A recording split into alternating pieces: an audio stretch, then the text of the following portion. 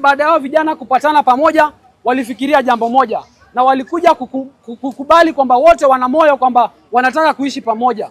Hawataki kutenganishwa kama tulivyokuwa tumetenganishwa hapo awali. Kwa hivyo wakaonelea ili kutangazia wazazi wetu, ili kutangazia maadui zetu, ili kutangazia wale wako mbele yetu na wale ambao hawapendi kuona amani yetu, tutembee kutoka Mokoe kilomita 50 kuja hadi hapa Mpeketoni. Na kama vijana tumesema hatutafuti mrengo, sisi tunatafuta kushikana, tunataka maendeleo. Na hiyo inaletwa na vijana wote kushikana.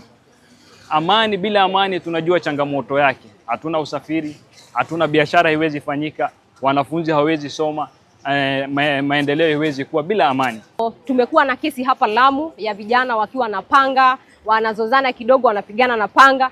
Lakini hii ni ya kwanza tu, hii ni safari, ni matembezi ambayo tumefanya 50 kilomita. Lakini kama vijana tutashirikiana na pia tutakuwa na monthly na pia after month tournaments, za peace tournaments, na hawa vijana wako tayari kushirikiana ili tuhakikisha kwamba tunapunguza hali ya mapanga, pia tunapunguza vijana ambao wanajipata katika hali ya kutumia madawa za kulevya.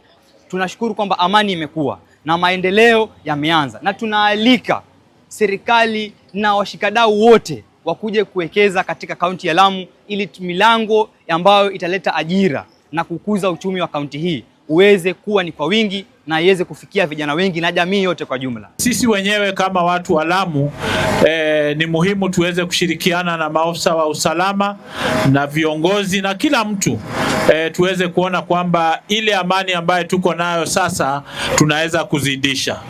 Na sisi kama vijana sisi ndio tuna faida kubwa sana tukiwa na amani hapa.